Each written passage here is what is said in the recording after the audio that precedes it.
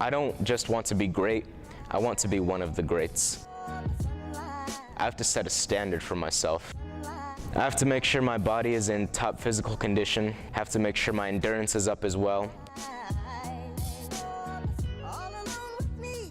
I fully embrace all elements of dance, jazz, tap, ballet, hip-hop. I've incorporated it all into who I am as a person. My biggest strength in terms of dance styles very much gravitates towards hip-hop. I'm a very strong hip-hop dancer. That's how I started out when I was 16, and from there I've just kept building on my technique and my style. Before it all happens, before the curtain rises, I do like to find a quiet place to meditate. You know, I just sit down, have my eyes closed, relax my body, and just breathe for at least a minute or two, just to feel in the moment.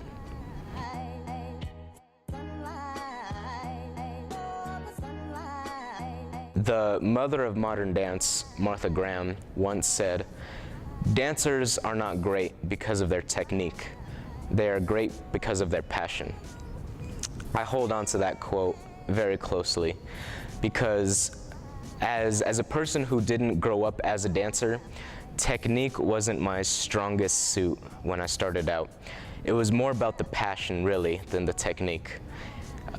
So through the years, I honed in on the passion enough to where I felt comfortable expressing that my technique was limited in terms of ballet and jazz. And then throughout the years, I just started becoming more mature about that, having to realize that if I want to be one of the greats, I have to be great at all styles of dance. So finally, the technique rose along with the passion.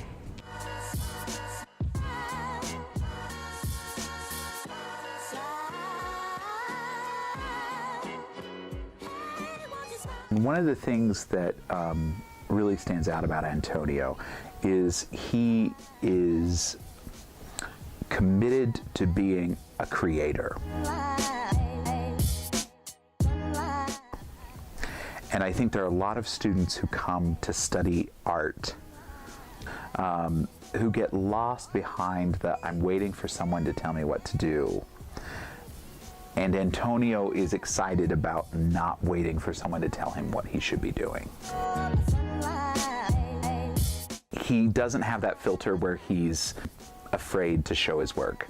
And he produces new work frequently, like sometimes every week and sometimes more than once a week. And I think that that's what he brings to the table, is that he doesn't have a "no, this is mine and you shouldn't touch it, and I'm not listening to anybody else because it's my art."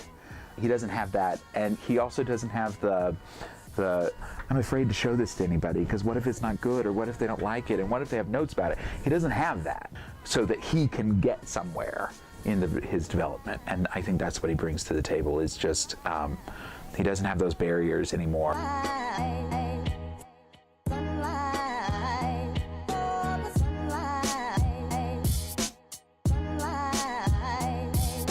If somebody's never experienced dance, I wouldn't use my words to say, "Hey, why don't you come check this out? You know, it's at this time, at this place, come check it out."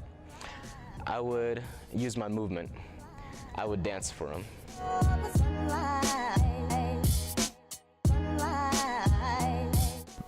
I think he's right in the case that good work will usually do the job for you, especially if it's work that's compelling to society now. If it feels relevant, if people can connect with it, then it will sell itself. And I think he's right. He can sit there and talk about his dance. And believe me, I've heard many a dancer talk philosophically about what dance is. And in the end, it all comes down to, so let's see it. Let me see what you actually did. And so I think he's right. I think that it does come down to, don't talk about it, dance.